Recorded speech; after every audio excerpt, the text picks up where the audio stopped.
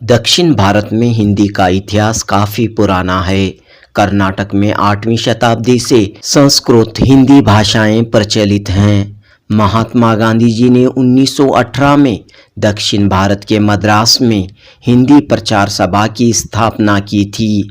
महात्मा गांधी के ऐतिहासिक कार्यक्रमों से दक्षिण भारत में भी हिंदी को एक मकाम हासिल हुआ। बेंगलुरु की बीईटी सादतुन्निसा कॉलेज में हुए उपन्यास में डॉक्टर इशफाक अली ने इन भावनाओं का, इन ख्यालात का इजहार किया। 1885 में जब कांग्रेस बनी, उन्होंने हिंदी में काम करना शुरू किया। गांधी जी जब यहाँ पर आए अफ्रीका से भारत में, पूरे भारत में उन्होंने घूमा और घूमने के बाद उन्होंने देखा कि इस देश को अगर जोड़ सकती है तो हिंदी भाषा जोड़ सकती है। आजादी का मूवमेंट अगर कामयाब होना है तो हिंदी को यहाँ पर लाना है। गांधी जी पूरे भारत में घूमे और आपको मालूम है 1918 में मद्रास में दक्षिण भारत हिंदी प्रचार सभा की स्थापना हुई। जमाना था एजुकेशन का कोई सिस्टम नहीं था, सब फारसी में पढ़ाया जाता था। 14 अक्टूबर 2023 बरोज शनिचर बेंगलुरु के बिस्मिल्ला नगर में मौजूद बीईटी कॉलेज के हिंदी विभाग के द्वारा विशेष उपन्यास आयोजित किया गया, जिसका विषय था दक्षिण भारत में हिंदी शिक्षण की दशा और दिशा। इस विषय पर डॉक्टर इशफाक अली ने कीमती और अर्थपूर्ण मालूमात फराहम की। बेंगलुरु के विभिन्न कॉलेजों के प्राध्यापकों और बीईटी कॉलेजों के छात्र उपस्थित थे। बीईटी के कैंपस डायरेक्टर मोहम्मद अनीस ने डॉक्टर इशफाक अली का स्वागत किया। धन्यवाद माननीय निर्देशक। इस कार्यक्रम में बीईटी सादतुन्निसा कॉलेज की प्रिंसिपल प्रोफेसर सुमैया फातिमा, हिंदी विभाग की एचओडी नजमुस्सहर और दीगर उपस्थित थे। डॉक्टर इशफाक अली ने अपने उपन्यास में दक्षिण भारत में हिंदी के विकास के लिए चलाए गए आंदोलनों का चर्चा करते हुए कहा कि दक्षिण भारत के आम लोग दक्कनी हिंदी बोलते हुए आ रहे हैं। आज भी यहाँ कई आम लोग दक्कनी हिंदी बोलते हैं। इशफाक अली ने कहा कि हिंदी एक ऐसी भाषा है जो पूरे मुल्क को जोड़ती है और ये भाषा मुल्क की प्रगति में अहम रोल अदा कर रही है। डॉक्टर इशफाक अली ने कहा कि साइंस और टेक्नोलॉजी के इस दौर में भाषाओं को सीखने का रुझान कम हो रहा है। इससे व्यक्ति के संपूर्ण विकास में बाधाएं आ रही हैं और समाज में कई समस्याएं पैदा हो रही हैं। लिहाजा भाषाओं को और ख़ास तौर पर राष्ट्रीय भाषा हिंदी को सीखने सिखाने की जानिब तवज्जो देने की ज़रूरत है। जनूबी न्यूज़ रिपोर्ट। दक्षिण भारत में हिंदी का क्या इतिहास रहा? दक्षिण भारत में हिंदी वैसे तो 18वीं 19वीं शताब्दी से पीर औलिया फकीर पूरे देश में जो यात्राएं करते थे दक्षिण भारत की मंदिरों की, और इस तरीके की पूरे भारत में आते जाते थे और लोग व्यापार के रूप में पूरे देश में भ्रमण करते थे। तो प्राचीन काल से ही वैसे हिंदी यहाँ पर बोली जाती थी। कर्नाटक में अगर हम देखें 8वीं शताब्दी से चंपू साहित्य संस्कृत साहित्य मिलता है, वहाँ पर हिंदी और संस्कृत की बहुत सी चीजें समानताएं भाषाओं में मिलती है। और यहाँ पर देवनागरी लिपि की जो बात है, दक्षिण की जो लिपि है तमिल लिपि को छोड़कर लगभग उसका 11वीं-12वीं शताब्दी तक देवनागरी लिपि जैसी दक्षिण भारत में थी, ऐसी उत्तर भारत में थी। ये बात थी। दूसरी बात क्या है, महात्मा गांधी ने 1918 में दक्षिण भारत में हिंदी प्रचार सभा की स्थापना की और लगभग 100 साल से हिंदी प्रचार प्रसार में उस संस्था का बहुत बड़ा योगदान है। और कर्नाटक में और भी हिंदी प्रचार संस्था है, कर्नाटक महिला हिंदी सेवा समिति, कर्नाटक हिंदी प्रचार समिति, मैसूर हिंदी प्रचार समिति। उन लोगों ने लाखों छात्रों को हिंदी सिखाई। महिलाओं ने यहाँ पर हिंदी के लिए बहुत कार्य किया है। और अगर हम देखें कि इन संस्थाओं का बड़ा योगदान है, लेकिन अब चूंकि अंग्रेजी की वजह से वातावरण बदला है उनकी, और अंग्रेजी हिंदी पढ़ने वालों की संख्याओं में काफ़ी कमी आई है। हमने देखा अपने समय में बेंगलोर में यहाँ पर हिंदी के अलग स्कूल चलते थे, वो स्कूल बंद हुए हैं अंग्रेजी की वजह से। उन स्कूलों का वर्चस्व खत्म हुआ और हिंदी स्कूल भी अंग्रेजी स्कूल में तब्दील हो गए हैं। स्टेट गवर्नमेंट से सपोर्ट मिल रहा है हिंदी लैंग्वेज को? अब ये विषय थोड़ा अलग है, इस पर तो नहीं कहा जा सकता कुछ, क्योंकि यहाँ तृतीय भाषा के रूप में हिंदी यहाँ पर सिखाई जाती है और उस तरीके से स्टेट गवर्नमेंट का उस चीज़ में कोई नहीं है जी। दक्षिण भारत में हिंदी की जो दशा है वो ये है कि मतलब हिंदी में तृतीय भाषा के रूप में, थर्ड लैंग्वेज के रूप में हिंदी को सिखाया जाता है स्कूलों में, और कॉलेज में भी बच्चे उसको पढ़ते हैं। बहुत अच्छी तरीके से संख्या बढ़ रही है, लोग पढ़ते हैं, क्योंकि उनके सामने दूसरा कोई विकल्प होता भी नहीं है। तो हमने इस टॉपिक पर बात किया कि दक्षिण भारत में हिंदी की क्या दशा है और हिंदी शिक्षण की क्या दशा है, मतलब हिंदी टीचिंग में क्या परेशानी आती है। जैसे लोग उसको ट्रांसलेशन के मेथड से पढ़ाते हैं और तो बच्चे समझ नहीं पाते। हमारा कहना है कि उसको डायरेक्ट मेथड से पढ़ाया जाए, जैसे अन्य भाषाओं को पढ़ाया जाता है, तो स्वाभाविक है कि वो चीज़ें बच्चा उसी तरीके से समझेगा। हिंदी में जो कमियां हैं लिखने की, बोलने की, अगर डायरेक्ट मेथड से पढ़ाएंगे तो बच्चा ठीक ढंग से उसको समझेगा, उसका लर्निंग होगा और उसमें इंटरेस्ट बनेगा। ये मैंने उस टॉपिक को, मेरा मौजूद ज्यादातर उसी पर मैंने केंद्रित किया अपने तो सहायता। आप यहाँ बीईटी इदारे को आए, यहाँ पर आपने एक खुसूसी उपन्यास दिया है, जी जी। तो यहाँ इस सिलसिले में आप क्या कहना? यहाँ पर वो ज्यादातर बहुत से लोग बेंगलोर के एरिया से स्कूल कॉलेज के प्राध्यापक वर्ग आए थे, ऑनलाइन ऑफलाइन दोनों जुड़े हुए थे, और उन्होंने बहुत अच्छे तरीके से मेरी बातों को समझा और अपनी अच्छी अभिव्यक्ति फीडबैक उन लोगों ने दिया। उसके प्रति मैं बीटी संस्था का आभार व्यक्त करना चाहता हूँ और आशा करता हूँ कि भविष्य में मुझे इस प्रकार का अवसर देंगे ताकि मैं हिंदी शिक्षण के क्षेत्र में लोगों को सही निर्देशन दे सकूँ। आपका तारुफ? मेरा नाम डॉक्टर इशफाक अली है। मैं पिछले 35 सालों से यहाँ पर दक्षिण भारत हिंदी प्रचार सभा के लाल बहादुर शास्त्री कॉलेज में काम करता रहा। मैं लगभग 10 साल यहाँ पर लेक्चर रहा, 24 साल प्रिंसिपल रहा। मैंने यहाँ पर हिंदी शिक्षण प्रशिक्षण के क्षेत्र में करीब 32-33 साल तक काम किया है। आज का जो कार्यक्रम था वो हिंदी विभाग द्वारा आयोजित किया गया है, जिसका नाम है दक्षिण भारत में हिंदी शिक्षण की दशा और दिशा। ये जो है, इसके लिए तो हम डिपार्टमेंट ऑफ कॉलेजिएट एजुकेशन से ओडी फैसिलिटी लिया गया है और यहाँ पे जो प्रतिभागी शामिल हुए आज, उनके लिए उपयोगी है और जानकारी पूर्ण भी है। कौन कौन यहाँ पर शामिल हुए?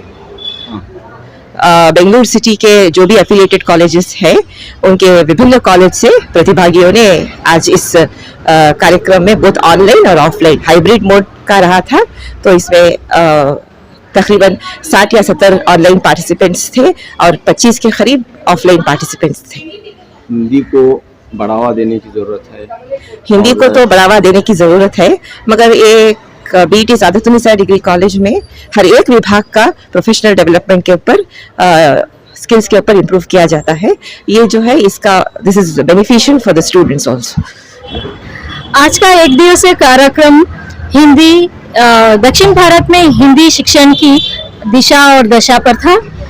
इस कार्यक्रम का उद्देश्य ये था कि हमारे जो हिंदी अध्यापक गण हैं, उनका ज्ञान विकसित करना, उनका बौद्धिक विकास करना तथा शैक्षणिक विकास करना।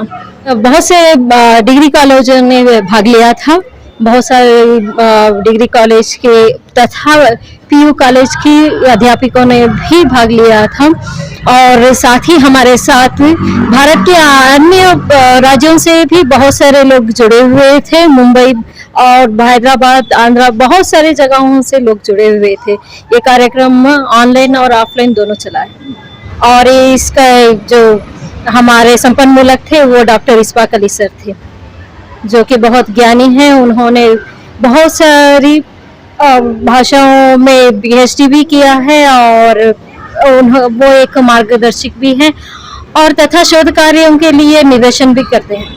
क्या पहली बार इस तरह का प्रोग्राम बीईटी में हुआ है और इसके जरिए क्या संदेश दिया गया? संदेश ये है कि भाषा का विकास, हिंदी भाषा का विकास, इसी पर ही आज का कार्यक्रम आधारित था और सफलतापूर्वक भी चला।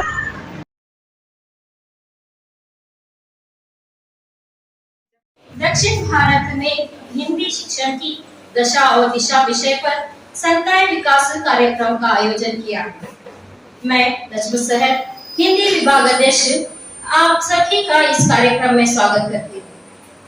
कार्यक्रम का आरंभ ऊपर वाले को स्मरण करके किया जाता है इसके लिए मैं आमंत्रित करती हूँ बीए की छात्रा कुलसुम को।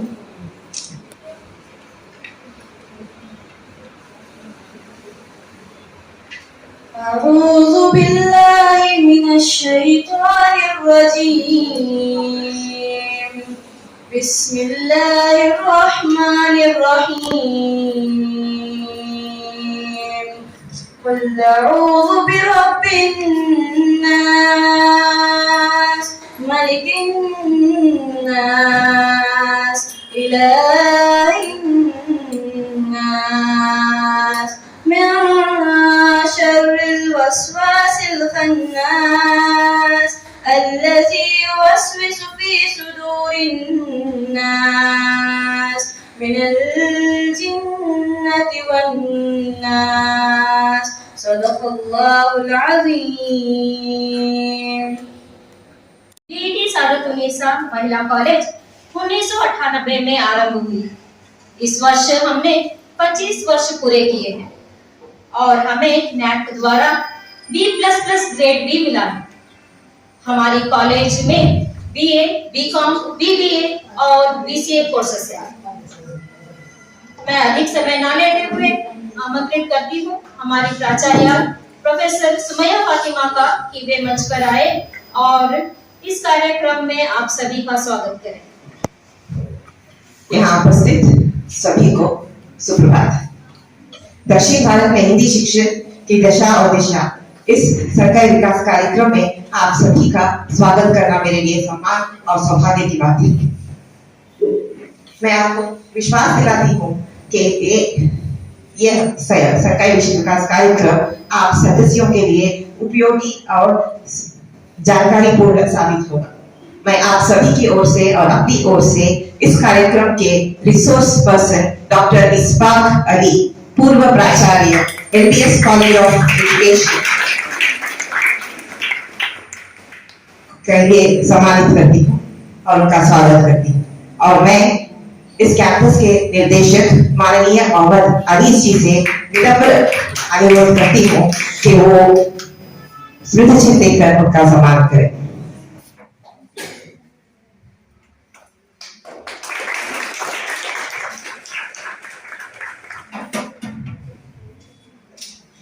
धन्यवाद। BET Sadattunnisa College, established in the year 1998, is a B++ NAAC accredited institution, and every year we organize various professional development programs for the teachers to improve their skills, to improve the student outcome. And this year too, this semester too, we have organized Hindi faculty development program, and the last year too, we had organized 3 faculty development programs organized by the Department of Economics, English and Urdu, and for this semester we are organizing a faculty development program. This is organized by the Department of Hindi. OOD facility is available from the Department of Collegiate Education to all the participants from various colleges who will participate today in this program.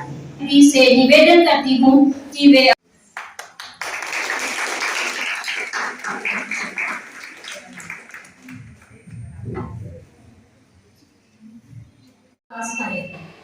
संकाय विकास कार्यक्रम का उद्देश्य है संकाय सदस्यों को अनुसंधान करने और सेमिनार, शैक्षणिक और बौद्धिक वातावरण को बढ़ाना।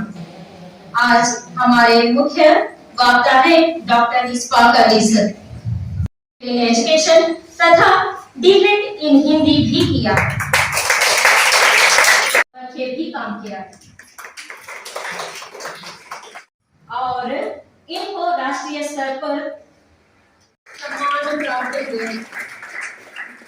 हाल ही में इनकी सरकार द्वारा नगद 1 लाख रुपए का राष्ट्रभाषा गौरव पुरस्कार भी प्राप्त।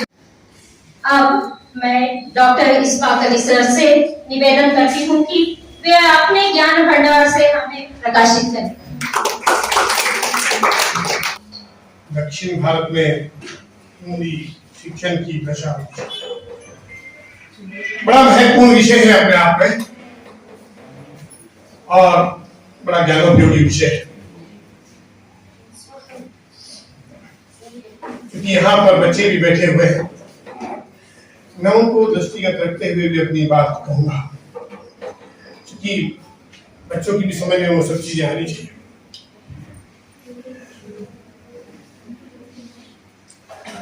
भाषा कोई भी हो, हिंदी हो, उर्दू हो, अंग्रेजी हो, बिना भाषा के कोई भी विषय नहीं पढ़ाया जा सकता है। भाषा में चिंतन करने की क्षमता होती है। भाषा क्या काम करती है? संप्रेषण का काम करती है, समझाने का काम करती है। शिक्षक, टीचर कक्षा में क्या करता है? भाषा के माध्यम से संकल्पनाएं बनाता है, कंसेप्ट बनाता है। अगर भाषा नहीं तो संकल्पनाएं नहीं बन पाती। हम कभी कभी कहते सुनते हैं कि अमुक शिक्षक, अमुक टीचर बहुत अच्छा पढ़ाता है, उसका शिक्षण बहुत प्रभावी है। बहुत से लोग कहते हैं कि वो टीचर अच्छा नहीं पढ़ाता है, या कुछ लोग कहते हैं कि कोई किताब है, जो पुस्तक है, किताब बहुत अच्छी है, कोई कहता है किताब अच्छी नहीं है। ये सब चीज क्यों पैदा होती है? हमने कहा ना कि बच्चे कहते हैं बहुत अच्छा पढ़ाता है वो शिक्षक, वो टीचर बहुत अच्छा पढ़ाता है, वो बहुत अच्छा नहीं पढ़ाता है, वो किताब बहुत अच्छी है, वो किताब बहुत अच्छी नहीं है। ये सब चीज क्यों की जाती है?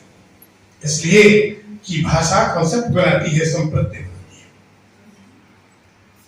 वो भाषा ही संप्रेषित की जाती है बच्चों पर, इसलिए बच्चों को समझ में आता है, इसलिए वो टीचर बच्चे को अच्छा लगता है, इसलिए वो किताबें बच्चों को अच्छी लगती है, इसलिए वो किताबें हमें अच्छी लगती है। कोई चीज हमें समझ में आती है या नहीं आती है, उसके पीछे भी कारण होता है। अगर समझ में आती है तो उसका कॉन्सेप्ट हमें क्लियर है, अगर समझ में नहीं आता है उसका कॉन्सेप्ट नहीं समझ पा रहे हैं। तो भाषा का सबसे बड़ा काम है कॉन्सेप्ट बनाना। अगर आपकी समझ में कोई क्लास आई, कोई कक्षा आई, तो इसका मतलब है कॉन्सेप्ट क्लियर है। टीचर ने उसको इस तरीके से संप्रेषित किया कि आपके समझने लायक बना दिया, समझने योग्य बना दिया। तो भाषा चिंतन करना सिखाती है। अगर कोई भी, ये नहीं कि मैं हिंदी लैंग्वेज, कोई भी सब्जेक्ट, आर्ट, साइंस, कॉमर्स के अगर सब्जेक्ट है, अगर भाषा नहीं है तो टीचिंग नहीं है। सबसे कि हम हिंदी पर बात कर रहे हैं, दक्षिण भारत, उस चीजों को मैं लेके चलूंगा। बच्चे बैठे हैं, देखिए बहुत चीजें, हम क्लास में बैठे हैं, हम देख सकते हैं ये कैसा कलर है, व्हाइट है, वो रेड है, तो ग्रीन है। क्यों व्हाइट है, क्यों ग्रीन है, क्यों रेड है? जबरदस्ती है क्या? उसका कंसेप्ट है, इसलिए वो रेड है, वो व्हाइट है। शेर है, कुत्ता है, शेर का कंसेप्ट क्लियर है, इसलिए वो शेर है। अगर हम शेर को कुत्ता कहते, कुत्ते को शेर कहते, तो शेर कुत्ता होगा, कुत्ता शेर होगा, लाल काला होगा, काला पीला होगा। हमने उसको कहा इसलिए वो चीज है। टीचिंग में भी वही बात होती है। पूरा मैथमेटिक, पूरी इमेजिनेशन टीचर भाषा से करता है, लैंग्वेज से करता है। कहेंगे 8 क्या है, 7 क्या है, मैथमेटिक्स में पढ़ाते ना, 8 क्या है, 7 क्या है, 7 क्या है, तो हमारी अपनी अपनी डेफिनेशन है, हमारा कंसेप्ट है। अगर आपसे भी पूछेंगे 7 क्या है, तो अलग ढंग से आप बताएंगे, लेकिन अगर कंसेप्ट बताए, हम बताए अपने तरीके से कि 7 वो है जो 6 के बाद आता है, या वो 6 के बाद आता है, आपसे कह जाता है टीचर का कंसेप्ट हो सकता है। मेरा मतलब है भाषा इसलिए बहुत जरूरी है, और इस तरीके के सेमिनार या संगोष्ठी इसलिए बहुत जरूरी है कि भाषा से हमारे कंसेप्ट, भाषा मुश्किल नहीं होती, मुश्किल इसलिए है कि हमारे कंसेप्ट, हमारे संप्रत्यय स्पष्ट नहीं है। कोई चीजें क्लास में भी आती है कि क्लास में हम वो चीज स्पष्ट नहीं है, इसलिए हम बच्चे को नहीं पढ़ाते। तो भाषा का ज्ञान बहुत जरूरी होता है। हम हिंदी की बात करेंगे, उनके दक्षिण भारत में हिंदी हमारा चूंकि टॉपिक है, वहां से बात करेंगे। दक्षिण भारत यानी 4-5 स्टेट, तमिलनाडु, आंध्रा, कर्नाटक, केरला, तेलंगाना भी। ये नहीं कि हिंदी इनके लिए कोई नई जबान है। बीजापुर में आदिल शाही थी, दक्षिणी हिंदी बोली जाती है।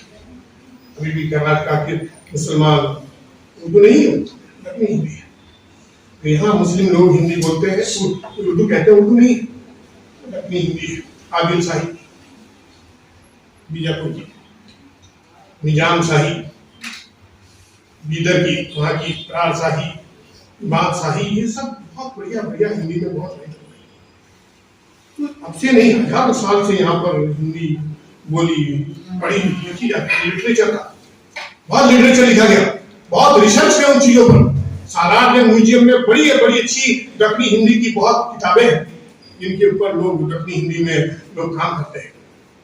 लोगों ने उसको छोड़ा, अलग ढंग से सोच करने लगे। जब मैं बात कर रहा था, जो लोग यहाँ पर जो उर्दू नहीं वो हिंदी है और बिल्कुल ग्रामर के हिसाब से बिल्कुल परफेक्ट है। आपने देखा होगा लोग बोलते हैं यहाँ पर 21, 20 पे 1, 20 पे 2, 20 पे 3, हिंदी में 21, 22, 23, आपको अलग लगता होगा, लेकिन ग्रामर के हिसाब से बिल्कुल परफेक्ट है। अंग्रेजी में जैसे 21 तो 20 पे 21 क्या वही है। तो एक तरीके से बहुत बढ़िया लैंग्वेज की हजारों साल से, मैं हिंदी की बात कर रहा हूँ, दक्षिण भारत में दक्षिणी हिंदी हजारों साल से चली और बची है। जमाना बदलता है, ब्रिटिश लोग आते हैं हमारे देश में, और कहीं भी अगर कोई सत्ता अगर हम कायम करनी है तो दूसरे देश की लैंग्वेज को दबाना पड़ेगा, अंग्रेजी को दबाना पड़ेगा। अंग्रेजी दबी यहाँ पर। जब आजादी का मूवमेंट चल रहा था, आपकी जानकारी के लिए बताऊं, भारत में हमें कामयाबी नहीं मिल रही थी। 1885 में जब कांग्रेस बनी, उन्होंने हिंदी में काम करना शुरू किया। गांधी जी जब यहाँ पर आए अफ्रीका से भारत में, पूरे भारत में उन्होंने घूमा, और घूमने के बाद उन्होंने देखा कि इस देश को अगर जोड़ सकती है तो हिंदी भाषा जोड़ सकती है। आजादी का मूवमेंट अगर कामयाब होना है तो हिंदी को यहाँ पर लाना है। गांधी जी पूरे भारत में घूमे, और आपको मालूम 1918 में मद्रास में दक्षिण भारत हिंदी प्रचार सभा की स्थापना हुई। जमाना था एजुकेशन का कोई सिस्टम नहीं था, सब फारसी में पढ़ाया जाता था, हिंदी में कुछ नहीं होता था। अंग्रेजी में उन लोगों ने शुरू किया, फोर्ट विलियम कॉलेज वगैरह में, वहां से शुरू किया। गांधी जी जब आए 1914-15 में 2 साल पूरे भारत में घूमे, और घूम करके उन्होंने डिसाइड किया कि अगर भारत को जोड़ना है तो उन्होंने पूरे भारत में घूमा और कहा कि हिंदी में एजुकेशन देनी बहुत जरूरी है अगर देश को जोड़ना है। और सबसे पहले उन्होंने बनारस में जब BHU बन रहा था, बनारस हिंदू विश्वविद्यालय बन रहा था, पंडित मदन मोहन मालवीय वहां पर बैठे थे, उसका उद्घाटन था। गांधी जी ने पहला भाषण हिंदी में वहां दिया और कहा कि जितने अंग्रेजी जानने वाले हैं वो ना बैठे तो अच्छा है। और गांधी जी ने भाषण देना शुरू किया। जितने वायसराय थे, गवर्नर थे, सब उनके भागे, लेकिन गांधी जी अपना भाषण हिंदी में करते रहे। पहली गांधी जी का एक पहला क्रांति थी हिंदी में। उन्होंने बाद में हिंदी साहित्य सम्मेलन, जो हिंदी को जानने वाले हम जानते होंगे, हिंदी साहित्य सम्मेलन प्रयाग बना, और उन्होंने कहा कि भाई पूरे भारत में हिंदी का प्रचार प्रसार होना चाहिए। और 1918 में जब इंदौर अधिवेशन हो रहा था तो गांधी जी ने कहा भाई दक्षिण में हिंदी को सिखाना चाहिए। सिखाएगा कौन? कोई तैयार नहीं था। गांधी जी ने अपने 18 साल के बेटे को कहा, देवदास गांधी को, आप मद्रास में जाइए और हिंदी सिखाइए। उसने कहा मेरी उम्र तो अभी 18 साल में क्या सिखाऊंगा। उसने कहा जितना आप जानते हैं उतना पढ़ाइए, बाकी पढ़ाते पढ़ाते आप जान जाएंगे। फिर सवाल ये था कि पैसा नहीं था। वही गांधी जी ने कहा कि पैसा इकट्ठा करो। 25,000 रुपए इकट्ठे हुए, उस चंदे को लेकर के दक्षिण भारत में हिंदी का काम शुरू हुआ। और जानकारी के लिए एनी बेसेंट जब उन दिनों जिंदा थी, होम रूल आंदोलन में हिंदी की 17 जून बहुत बड़ी महत्वपूर्ण तिथि है, जिसमें हिंदी की पहली क्लास दक्षिण भारत में शुरू हुई। वहां से हिंदी का काम शुरू हुआ। आज हम कर्नाटक में खड़े हैं। मैं आपको एक जानकारी दूं, जब 1918 में हिंदी का काम शुरू हुआ पूरे दक्षिण भारत में, यही बेंगलोर में 1924 में 1924 में बेलगाम में कांग्रेस का अधिवेशन हुआ, और उस अधिवेशन में गांधी जी ने बेलगाम में कहा कि हिंदी इस देश की राष्ट्रभाषा होगी। कर्नाटक को वो सब मालूम है, कर्नाटक के लिए बड़ा सौभाग्य है कि दक्षिण भारत में कर्नाटक में बेलगाम से गांधी जी ने हिंदी के लिए राष्ट्रभाषा शब्द का प्रयोग किया। कर्नाटक की भूमि थी, यहीं से वो बात शुरू की। 1927 में फिर गांधी जी एक महीने के लिए यहाँ पर बेंगलोर में आए। आपकी जानकारी के लिए फिर बताऊं, यहाँ पर हिंदी की अलग संस्था बनी, और उन 1 महीने रह कर के यहाँ पर अलग अलग तरीके से उन्होंने डिवाइड किया। तमिलनाडु, आंध्रा, कर्नाटक में किस तरीके से हिंदी का काम हुआ। फिर 1936 में फिर गांधी जी आए, और आपको फिर एक जानकारी दूं जो कूटनीतिक की हाल है। या मार्केट के पास, उसमें सबसे पहला जुलाई 1936 को हिंदी का पहला अधिवेशन हुआ। उसमें पहला फंक्शन ही वही हुआ और गांधी जी ने वही फंक्शन किया और हिंदी का फंक्शन किया। वो देश में पहला हिंदी का सम्मेलन था, पहला हिंदी की कॉन्फ्रेंस थी। कर्नाटक के लिए बड़ी महत्वपूर्ण बात है। तो हिंदी इस तरीके से यहाँ पर शुरू हुई और जिस जमाने में हिंदी पढ़ाई जाती थी उस जमाने में आजादी का आंदोलन था, हिंदी पढ़ाना अपराध समझा जाता था। जो लोग हिंदी पढ़ाता था अंग्रेज लोग उसे जेल भेज दिया और इसलिए हिंदी सिखाने वाले को उन दिनों बल्लारी जेल और वेलूर जेल, अलीपुर जेल, उन जेलों में लोगों को कर दिया। वहां पर भी जो लोग, वहां पर लोग चैन से नहीं बैठे, वहां पर जो जेल के लोग थे उनको हिंदी सिखाना शुरू कर दिया। 8 दिन में लोगों को मिलने की जेल में अनुमति थी तो लोग बाहर से बुक लेकर के जाते थे और वहां जेल में लोग हिंदी सिखाने लगते थे। अंग्रेज होते थे, वो भी बड़ी प्रॉब्लम हुआ। 1945 तक लोग हिंदी सिखाते रहे। तो मैं दक्षिण भारत की इसलिए जानकारी दी, आपको बच्चे बैठे हुए हैं कि दक्षिण भारत ने हिंदी में बड़ा रोल निभाया। मैं जिस इंस्टीट्यूशन में काम किया, दक्षिण भारत हिंदी प्रचार सभा, हमने 100 साल में 5 करोड़ लोगों को हिंदी सिखाया। दक्षिण भारत हिंदी प्रचार सभा 5 करोड़ लोगों को हिंदी सिखाया। हम जब यहाँ पर आए उस जमाने में हमने जो कॉलेज शुरू किया था, गैरेज में शुरू किया था। हमारे पास बिल्डिंग नहीं था। बाद में एक स्कूल में इवनिंग कॉलेज शुरू किया। 3 बजे तक हाई स्कूल लगता था, उसके बाद हम कॉलेज चलाया करते थे। भयंकर भीड़ रहती थी लोग और देखते देखते हम लोगों ने यहाँ पर, हमारे कॉलेज थे, स्कूल थे, चलाए, खूब लोगों ने पढ़ा। तो ये बातें मैं इसलिए बता रहा हूँ कि बच्चे बैठे हुए हैं कि दक्षिण भारत हिंदी प्रचार के लिए बड़ी उर्वरक भूमि रही है। अगर हिंदी का आंदोलन नहीं होता, हिंदी का मूवमेंट नहीं होता, तो जहां बहुत से कारण हो सकते हैं आजादी के, शायद आजादी बहुत दिनों बाद मिलती। क्योंकि दिल्ली में क्या हो रहा है कर्नाटक में मालूम नहीं चलता था, तमिलनाडु में मालूम नहीं चलता था। हिंदी के द्वारा वो सब चीजें मालूम चलती थी। राष्ट्रीय नेता उससे जुड़े, राष्ट्रीय नेताओं ने जवाहरलाल नेहरू, गांधी जी, अबुल कलाम आजाद, उन लोगों ने मिशन चलाया कि दक्षिण में हिंदी को फैलाएं, आजादी का मूवमेंट बनाए। आजादी के दीवाने बनकर लोग गीत गाते थे। कैसा जमाना था मालूम? रात में लालटेन हाथ में लेते थे, बगल में चटाई लगाते थे, लोगों के दरवाजे पर दस्तक देते थे, बोलते थे दरवाजा खोलिए, हम हिंदी सिखाएंगे। और लोग इस तरीके से चुपके चुपके हिंदी सिखा करते थे। महिलाओं का बहुत बड़ा योगदान रहा। इसलिए एक बार वो क्या नाम है, गांधी जी ने बताया कि मैं मंगलूर से लेकर और बेंगलोर तक 100 से भी ज्यादा महिलाओं के हिंदी के स्कूल देखे। इवनिंग कॉलेज चलते थे हिंदी के, जैसे स्कूल कॉलेज चलते थे दिन में, शाम को उनको इवनिंग कॉलेज में तब्दील हो जाया करते थे और लोग इस तरीके से चोरी चोरी हिंदी सिखाते थे। तो बहुत बड़ा रोल हिंदी का दक्षिण भारत में रहा है। कर्नाटक की जैसे हम बात करें, हिंदी को सिखाने के लिए 4 संस्थाएं बहुत बड़ी है कर्नाटक में। भारत में किसी भी राज्य में 4 संस्थाएं नहीं है जितनी कर्नाटक में। दक्षिण भारत हिंदी प्रचार सभा, कर्नाटक महिला हिंदी सेवा समिति, मैसूर रियासत हिंदी प्रचार समिति और मैसूर हिंदी पर महिला हिंदी प्रचार समिति, 4 संस्थाएं। भारत में इतना बड़ा देश है और हिंदी भाषी क्षेत्र है, हिंदी सिखाने की इतनी संस्थाएं कहीं नहीं है जितनी कर्नाटक में। तो इस तरीके से कर्नाटक में एक तरीके से हिंदी का बहुत बड़ा आंदोलन चला। हिंदी यहाँ पर तृतीय भाषा के 3rd लैंग्वेज के रूप में पढ़ी जाती है। वैसे अगर हम देखें तो तमिलनाडु को छोड़ करके भारत के दक्षिण के सभी राज्यों में तृतीय भाषा 3 भाषा पढ़ाई जाती है, तो उनमें हिंदी कंपलसरी अनिवार्य रूप से पढ़ाई जाती है। और कर्नाटक में तो 1930 से हिंदी पढ़ाई जाती है। 1936 में यूसी में यूसी से हिंदी पढ़ाई जाती है। 1950 के आसपास से डिग्री कॉलेज में, यूनिवर्सिटियों में हिंदी पढ़ाई जाती है। तमिलनाडु की जहाँ तक मैंने बात की, वहां पर हालांकि हिंदी पढ़ने स्कूलों में हिंदी नहीं पढ़ाई जाती, त्रिभाषा सूत्र नहीं है, लेकिन वहां पर हिंदी सीखने वालों की संख्या यहाँ से ज्यादा है। हिंदी प्रचार सभा की परीक्षाओं में 1 लाख से ज्यादा परीक्षार्थी हर साल हिंदी की परीक्षा देते हैं।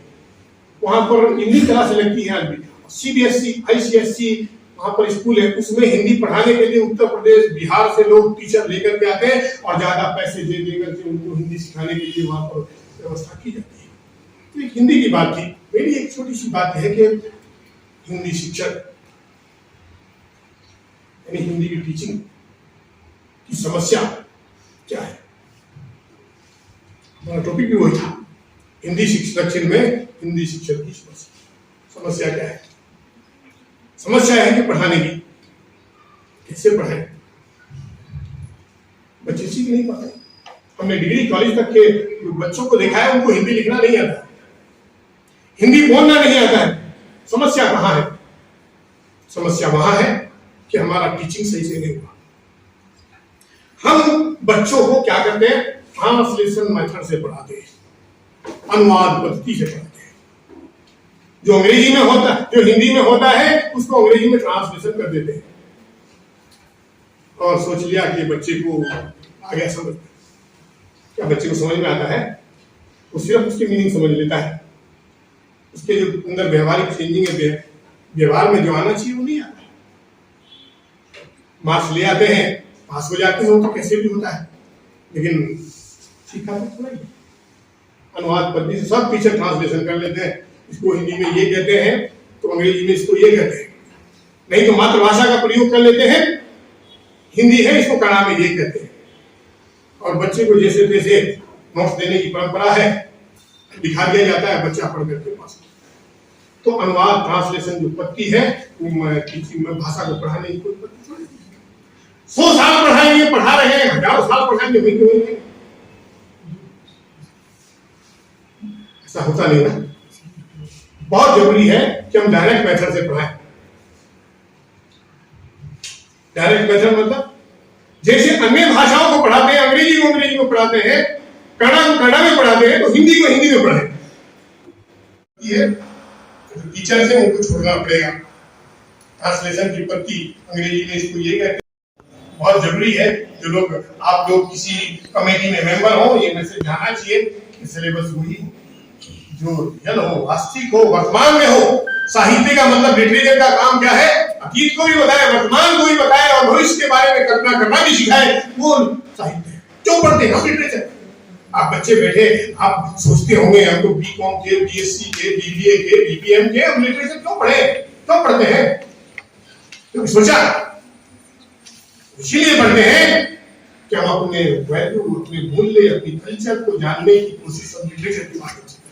इसलिए सिलेबस में लिटरेचर, संस्कृति को समझे, हमारी भारतीयता को समझे, हमारे जो मूल्य है, वैल्यू, उनको समझे। इसलिए सिलेबस बनाते समय, पाठ्यक्रम का निर्माण करते समय इन चीजों पर हमें ध्यान देना पड़ता है। बहुत बड़ी बात है, मैंने कुछ दिनों में अनुभव किया। 60 मार्क्स का क्वेश्चन पेपर आता है, 40% इंटरनल होता है, पास तो बच्चा वही है। बच्चे के लिए क्या मौका मिला? प्रयोजनक मूलक हिंदी का पाठ्यक्रम, अनुवाद, ट्रांसलेशन करना आपके लिखने में आ जाए। दक्षिण भारत में हिंदी शिक्षण का उद्देश्य क्या है? कि वो मौखिक भाषा को लिख सके, वो लिखित भाषा को बोल सके। दक्षिण भारत में हिंदी का जो पाठ्यक्रम का उद्देश्य वो यही तो है कि जो सोच सके वो लिख सके, जो बोल सके वो लिख सके, जो लिख सके वो बोल सके, जो सुन सके किताबों उत्तर पुस्तिका पर उतार सके। भाषा कोई लिखने या बोलने की चीज थोड़ी है, भाषा तो कल्पना की चीजें भी होती है। आपने पढ़ा महात्मा बुद्ध को, महर्षि ठाट बाट में बग्घी पर चल रहा है, रास्ते में देखता है, खूब पढ़ा है, सब बच्चे जानते हैं कि एक बूढ़े को देखा, एक रोगी को देखा, एक मरे हुए आदमी को देखा, बुला तो नहीं, इसलिए कहा ना संकेतों में भी भाषा है। समझा कि तुझे भी एक दिन बीमार होना है, तुझे भी एक दिन मरना है। तो भाषा थोड़ा है कि बोली जाए, लिखी जाए, जो देखी जाए वो लिखी जाए, जो सोची जाए वो बोली जाए। लिटरेचर का वो काम है। अध्यापक क्लास में पढ़ा रहा है, बच्चे के अंदर वो सारी चीज पैदा होनी चाहिए। शब्द देखेंगे थोड़ी देर, आपने सिलेबस देखा, कविताएं पढ़ते हैं आप, वही पुरानी 500-600 साल की कबीर, सूफी, मीरा हुई है, कोई नया कवि पैदा नहीं हुआ है। लिटरेचर में बहुत चीजें आई है, दलित लिटरेचर आया है, कम से कम 30 साल हो गए हिंदी में दलित लिटरेचर आके, उसमें पोएम भी है, नॉवेल्स भी है, कहानियां भी है। कहां से? आदिवासी लिटरेचर आया ट्राइबल्स के ऊपर। इस देश की 10% जनसंख्या आदिवासी ट्राइबल्स है। उस लिटरेचर पे बहुत काम हुआ, कहानी है, उपन्यास है, नॉवेल है, कोई सिलेबस में उनका पाठ है क्या? नहीं। नारी विमर्श की बात करते हैं, सेमिनार होते हैं यूनिवर्सिटी में, नारी विमर्श, सिलेबस में कोई नारी विमर्श के ऊपर कोई पाठ है क्या? महिलाओं के ऊपर कोई पाठ है क्या? कोई लेसन नहीं है। तो अगर बच्चों को, मैंने कहा ना, समाज साहित्य समाज का दर्पण है, कायदा है, वो सब चीज आनी चाहिए जो हम देख रहे हैं। वो मत पढ़ाओ जो नहीं है, जो प्रेजेंट में है वो पढ़ाओ। उन चीजों को भी हमें शामिल करना चाहिए, सिलेबस में वो सब चीज भी आनी चाहिए। बच्चा अपने परिवेश में रहता है, वो सारी दुनिया देखता है, सब चीज समझता है। अरस्तु ने कहा था बच्चा मनुष्य का पिता होता है, बच्चा मनुष्य का पिता होता है। जो आप जानते हैं ना माँ बाप को, तो वो जानता ही है, उसके अलावा भी जानता है। इसलिए अरस्तु ने कहा कि बच्चा मनुष्य का पिता होता है। बच्चा हमारे साथ ज्यादा व्यवधान देखते हैं, अपने घरों में देखते हैं, मोबाइल चलाना नहीं आता, बच्चों को बुला करके बोलते हैं ठीक करके दीजिए। जो इस तरीके के हिंदी शिक्षकों के लिए कार्यक्रम चलाता है, नवीनीकरण पाठ्यक्रम उनको बोलते हैं, जिसके माध्यम से लोग इस तरीके की नई नई चीजें हैं, टीचिंग करने की नई नई मेथड है, जो हमारे सामने नई नई समस्याएं आती है, उनको हम किस तरीके से बच्चों तक पहुंचाएं। 100 साल से हिंदी पढ़ा रहे हैं, बच्चे ना लिखना जानते हैं। हमने डिग्री कॉलेज में देखा है, मैंने पढ़वा के देखा, बच्चा पढ़ नहीं पाता, लिख नहीं पाता। आश्चर्य होता है पास कैसे हुआ। मैंने बहुत कॉलेज देखे हैं जहां इंटरनल एग्जाम भी नहीं होते और इंटरनल मार्क्स रख दिए जाते हैं। ये सब शर्म बातें हैं, सही बातें हैं। हम बच्चों के साथ क्या कर रहे हैं, हम हिंदी के साथ क्या कर रहे हैं, गद्दारी है हमारी भाषाओं के साथ। हमें वो सोचना चाहिए, जब कॉलेज हमें मौका देता है, टीचर को शॉर्टकट कभी नहीं करना चाहिए। हमें वो सब चीज आयोजित करनी चाहिए, वो इंटरनल करने चाहिए, और उसमें बच्चों को जो दंड जो भी कुछ है उस तरीके से दे करके उसको सिखाना चाहिए। बच्चा सीखता है, बच्चे के सामने जैसा माहौल हम प्रस्तुत करेंगे बच्चा ऐसा बनेगा। हम तो शॉर्टकट बताते हैं, वो शॉर्टकट सीखता है। ये सब चीजें जो मैंने कही, मैंने देखी, इंटरनल तक नहीं होते, बच्चा लिख नहीं पाता है, फर्स्ट क्लास में पास होता है। कहाँ जा रहा है बच्चा? सब इंजीनियर बनेंगे, सब बीबीए करके बीसीए करके इंजीनियर बनेंगे, सब पैकेज की नौकरी करेंगे। ऐसी नौकरी से कोई फायदा नहीं है। जो रात को काम करता है दिन में सोता है, दिन में सोता है रात को काम करता है, देश के सोचने के लिए कोई मतलब नहीं है। एजुकेशन अपना काम नहीं कर रही है। इलेक्शन होते हैं और आप शाम को देखते हैं कि 50-60% वोटिंग हुआ, 40-50% लोगों ने वोटिंग नहीं किया। वो वही लोग हैं जो हटते हैं इन चीजों से। एजुकेशन वहां अपना काम नहीं करती। तो लिटरेचर नहीं, लिटरेचर को इस ढंग से पढ़ाइए कि वो चीज जो नहीं है बच्चों में होता है। लिटरेचर राइटर वो होता है जो अपने समय से 100 साल आगे होता है। लिटरेचर में वही लिखता है, अपनी पोएम में वही लिखता है, अपनी कविताओं में वही लिखता है। जिन राइटर को आप जानते हैं, पढ़ के देख लीजिए, हाल को देखिए, जो जो कहा था वो आज भी सच हो, हमेशा सच है। हिंदी के जो कवि हैं उनको देखिए, जो था वो रहेगा। तो लिटरेचर बहुत जरूरी है। आप अपने आप को अभिव्यक्त नहीं कर सकते, आप क्लास में खड़े नहीं हो सकते। जिन लोगों का लैंग्वेज पर अधिकार नहीं होता, भाषा पर अधिकार नहीं होता, वो नोट्स के गुलाम होते हैं, नोट्स देते हैं क्लास में खड़े होकर। बोलेगा घंटा 2 घंटा वो बोलेगा जिसके पास कुछ दमखम है। कमियां कहाँ होती है? भाषा नहीं है हमारे पास। भाषा का विकास हम लोगों के लिए करना पड़ता है। दक्षिण भारत में द्वितीय भाषा के रूप में हिंदी सिखाते हैं, सेकेंड लैंग्वेज। डिग्री की बातें करें, फर्स्ट लैंग्वेज दूसरी होती है, दूसरी डिग्री वाली। अब द्वितीय भाषा के रूप में हिंदी शिक्षण के उद्देश्य बदल जाते हैं, एम्स बदल जाते हैं। आप देखते होंगे उन चीजों, वो चीजें फिल्टर होकर के बच्चों के पास आती है जो कम प्रभावी होती है। वो दोहे, वो कविताएं जिनको बच्चा समझे, बहुत हल्के लेवल पे जाकर के समझे, लेकिन वो भी समझा नहीं जाता है, उसको भी पढ़ाया नहीं जाता है। बहुत बड़ी वो समस्या हम लोगों के सामने है। इस सेमिनार में, इस संगोष्ठी में जो चीजें ठीक है, दक्षिण भारत में हिंदी शिक्षण की दशा ये दशा है, प्राइमर नहीं, कोई गाइड नहीं है। मैंने देखा यूट्यूब चैनल चलाते हैं, लोगों को कोई गाइडेंस नहीं, तुम अपने ढंग से पढ़ाओ, मैं अपने ढंग से पढ़ाओ। एक किसी ने यूट्यूब बनाया और सबको वही फॉरवर्ड कर देते, मेहनत नहीं करते, बच्चों को छूटा तुम फॉरवर्ड कर देते। सीखेंगे बच्चे? बच्चे नहीं सीखेंगे। तो जहां तक और लोग जिम्मेदार हैं, शिक्षक भी बहुत बड़ा जिम्मेदार है। दक्षिण भारत की हिंदी शिक्षा की अलग बात है, लेकिन शिक्षा में हम भी जिम्मेदार हैं। हमारे यहाँ दक्षिण भारत में क्या है, मुख्य रूप से कर्नाटक में भी आप देखें, डिग्री लेवल पे हिंदी नहीं, ऐच्छिक विषय के रूप में हिंदी नहीं पढ़ाई जाती। पूरे कर्नाटक में कहीं वो भी, बेंगलोर में महारानी कॉलेज में किए तो सब बंद हो गया। वहां पे 4-5 बच्चे आते थे, ऐच्छिक रूप से बंद हो गया। तो अब बच्चे कौन, किस पृष्ठभूमि के बच्चे एडमिशन लेंगे?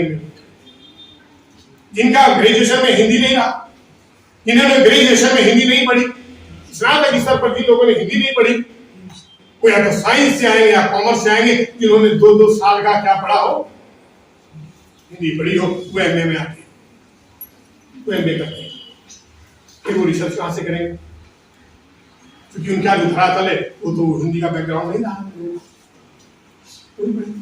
उसी तरीके की रिसर्च करेंगे। इसलिए रिसर्च का मामला भी वही, आपने जब पढ़ी नहीं वो चीजें, जबरदस्ती में वहां से है। रिसर्च भी कैसी होती है? रिसर्च वो करनी चाहिए जहां तक तुलनात्मक अध्ययन की रिसर्च करनी चाहिए। हम दक्षिण भारत में रहते हैं, दक्षिण का साहित्य हिंदी में जाए, हिंदी का साहित्य उस भाषा में, प्रांत की भाषा में, तो कुछ बात बने। वो चीजें जो उत्तर भारत के लोग करते हैं वही हम करेंगे, तो हमने क्या दिया उस प्रांत को, उस साहित्य को हमने क्या दिया? कुछ भी नहीं दिया। जो नॉर्थ इंडिया में रिसर्च हो रही हुई, हमें यही चाहिए था कि यहाँ की भाषा का, वहाँ की भाषा को स्टडी हो, सब चीजें हों, लेकिन हिंदी किसी एक प्रदेश की भाषा नहीं, बल्कि देश में सर्वत्र बोली जाने वाली भाषा है। आपने सुना ही होगा, हिंदी एकमात्र ऐसी भाषा है जो अनपढ़ से प्रारंभ होती है और ज्ञानी बनाकर छोड़ती है। तो ज्ञान का निवेश सर्वोत्तम भुगतान है। शिक्षा सबसे शक्तिशाली हथियार है जिसे आप दुनिया को बदलने के लिए उपयोग कर सकते हैं। अगर कोई कुछ प्रश्न पूछना चाहते हैं तो पूछ सकते हैं।